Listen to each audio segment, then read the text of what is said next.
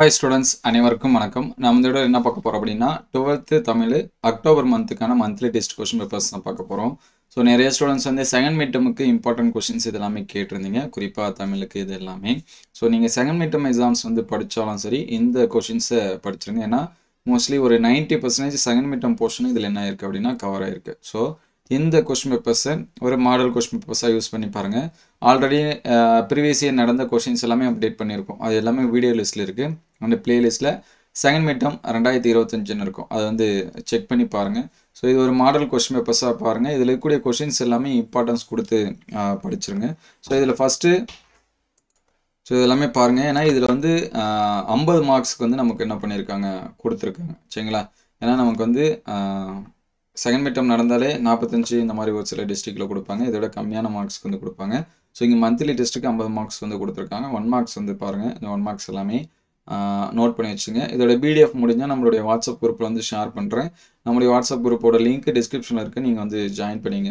So 2 marks பாருங்கள். மாதவியின் நாட்டிய நிகழ்வில் ஒலித்த இசைக்கருவி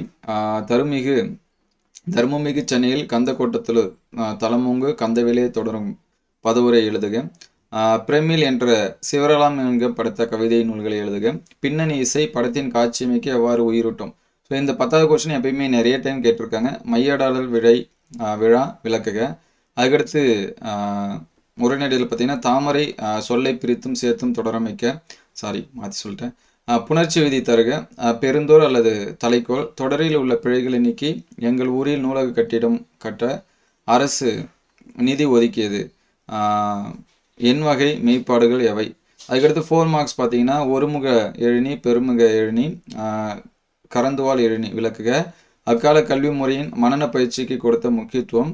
அறிவின் மேன்மை பற்றி திருக்குறள் வழியை நீவிற்கு எழுதுவன அவை. திரைப்படத்தின் காட்சி ஆற்றலை எடுத்துக்காட்டுடன் புலப்படுத்துக.